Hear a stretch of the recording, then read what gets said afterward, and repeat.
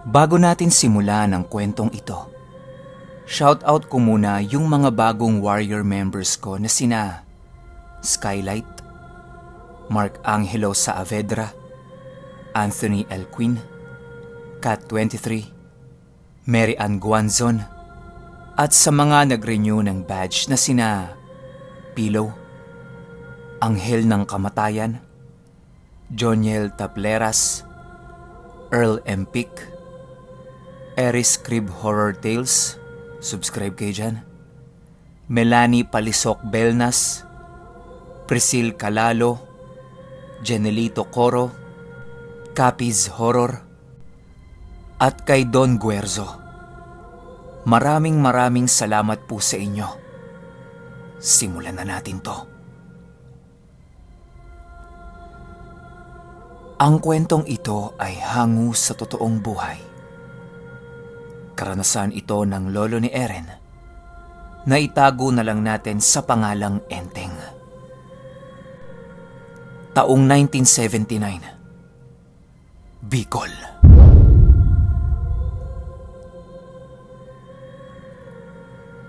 Itong mga panahong ito, kasalukuyang nasa Bicol ang lolo ko upang magtrabaho. Hindi na kasi siya nagpatuloy ng pag-aaral sa kadahilanang mas inuna niya ang kapakanan ng mga kapatid niya. Bilang itong si Enteng ang nakatatanda sa kanila, napagdesisyonan na lang nito na magtrabaho sa tiyuhin niya doon sa Bicol bilang tagagawa ng mga upuan, mesa, at kung ano-ano pang kagamitang pambahay na yari sa kahoy. Ayon kay Lolo Enteng, itong tiyuhin niya na ito ay napakahilig sa mga agimat. Marami itong alam pagdating sa ganong bagay. Kaya lang naman naging ganyan ang uri ng kanilang negosyo sa kadahilanang may isa itong natatanging agimat na gustong makuha sa buong buhay niya. Hindi ito kumukuha ng mga mutya dahil nakatuon lang ang kanyang atensyon sa natatanging agimat na yon. Ayon sa tiyuhin niya, napakahirap talagang makuha ng agimat na yon.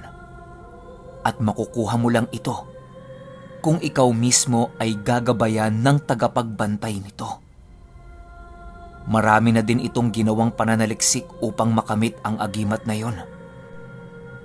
At para na rin hindi mapahamak ang kanyang buhay. Ang tanging nagpapahirap lang sa pag-angkin nun ay nag-iisang puno lang yon na kailangan mong hanapin sa gubat. At wala nang ibang detalye kung anong uri ng puno yon. Basta puno. Isang araw, nagwika itong tiyuhin niya ng, "Oh, ano Teng? Sasama ka ba? Hahanap lang kami ng punong pwedeng gawing katre." Sumagot naman itong si Lolo Enteng ng, "Ay, sige po tiyo. Wala naman po akong gagawin ngayon eh. Tapos ko na yung upuang pinapagawa niyo sa akin." Para lang sa mga hindi nakakaalam, ang katre ay isang uri ng higaan na gawa sa kahoy. Pagkatapos ng usapan nila, agad-agad na silang nagsipaghanda upang pumunta ng gubat at kasama pala nila ang iilang trabahador nitong tiyuhin niya. Siyempre, para makatulong sa pagbubuhat ng puno na puputulin. Makalipas ang 2 oras, nakahanap na sila ng puno na angkop sa gagawin nilang katre. Kaya agad-agad na nilang pinutol ang puno na yon. At habang nagpuputol sila ng puno, napansin itong lolo ko na wala doon ang tiyuhin niya. Hindi niya na lang ito pinansin. Baka kasi umebak lang o umihi saglit. Pagkabalik ng tiyuhin niya, tapos na silang pumutol sa mga kakailanganin nila. Kaya nagwika ito ng, "Tapos na ba yan? Balik na tayo."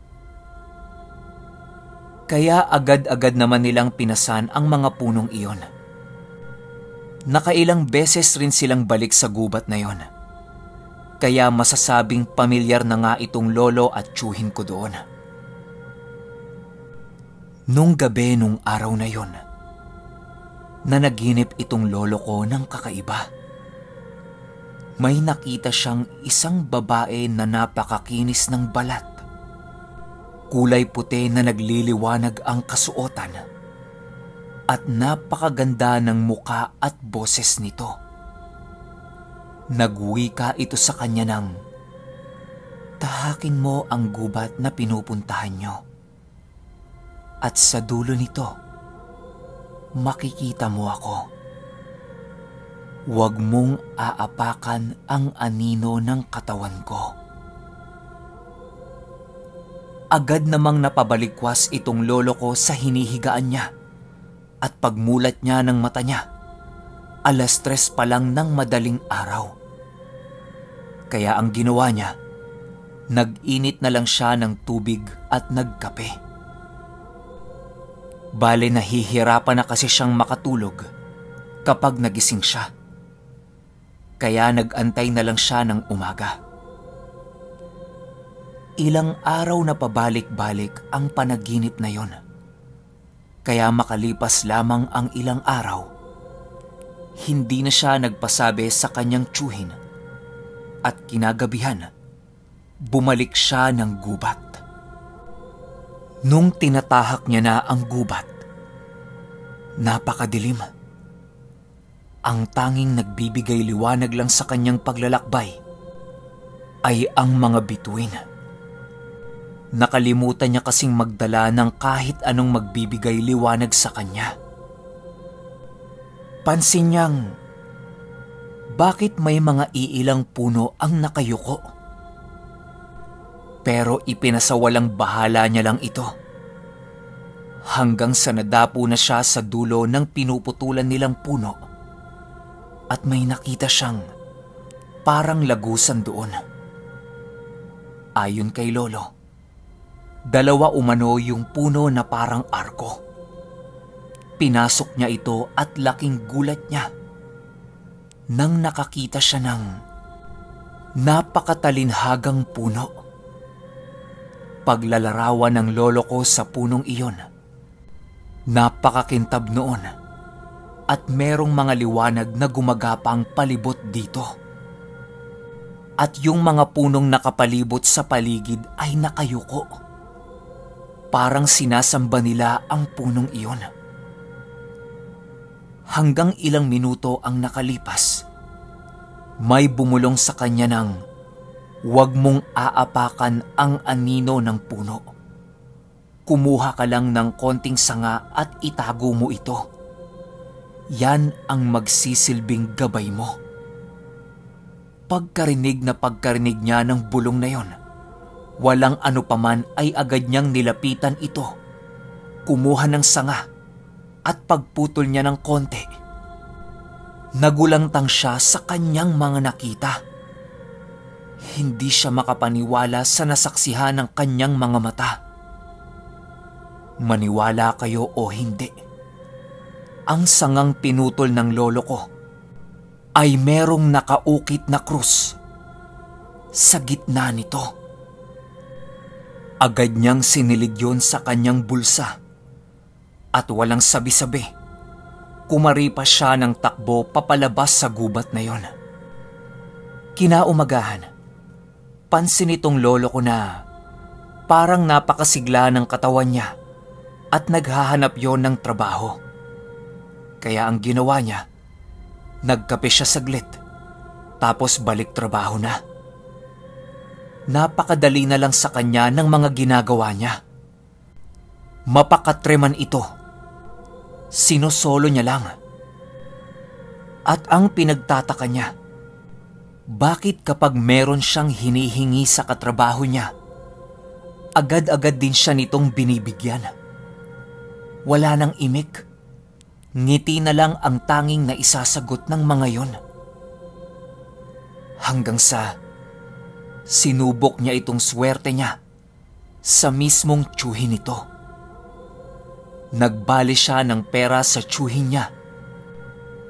At laking gulat niya. Pagkatapos niyang magsalita sa tiyuhin niya, ay rektang nagbigay agad ito ng pera sa kanya. Napakabait na nun sa kanya nung mga panahong yon. Bigla namang napaisip itong lolo ko. Naisip niya yung nakuha niyang kahoy na merong nakaukit na krus. Pagtingin niya sa bulsa niya, laking gulat na lang niya na nandun pala ang bagay na yon. Kaya ang ginawa niya, dali-dali siyang pumunta ng banyo para sipatin ito. Nung nakapasok na siya sa banyo, manghang-mangha siya sa kahoy na ito. Dahil bukod sa napakakinis nito, napakabango pa ng amoy. Animoy isang mamahaling pabango ito. Gulat na gulat itong lolo ko dahil yun ang unang beses na nagkaroon siya ng ganong bagay. Palagi na niyang sinusuksok ito sa bulsa niya. At maniwala kayo o hindi, ang mga nakaalita ng lolo ko ay pansin niyang ilag na ilag sa kanya. Hindi kagaya ng dati na kinukwelyohan siya nito lagi sa tuwing nagkikita sila. Makalipas ang ilang taon, umuwi na itong lolo ko sa amin. Libre siya sa lahat ng gastusin sa transportasyon at maging sa sasakyang pangdagat. Meron kasing nanlibre sa kanya dahil nasiyahan ito sa pag-uusap nila sa biyahe. Pero merong nagawang pagkakamali itong lolo ko. Isang araw, nakikipag-usap na ito sa mga kapatid at pinsan niya. Wiling-wili sa kanya ang mga yon dahil sa napakarami nitong pasalubong galing ng Bicol. Lumipas ang maghapon, dumayo yung barkada niya ng inuman. Lasing na lasing itong lolo ko. Kasama niya noon si Berto.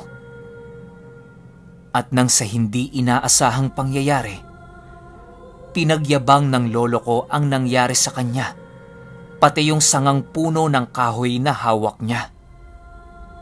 Pagkatapos ng gabing yon, normal na ang mga naging ganap. Kinaumagahan, paghawak ni lolo sa sangang iyon, putik na yung nakapa niya sa bulsa. Hinanap niya pa ito pero walang bakas ang maaaring maging lokasyon nun sa buong bahay. Hanggang sa nawala ang mga kakayahan niyang yon. Kasama na rin yung mahiwagang ibinigay sa kanya ng diwata na sanga ng puno.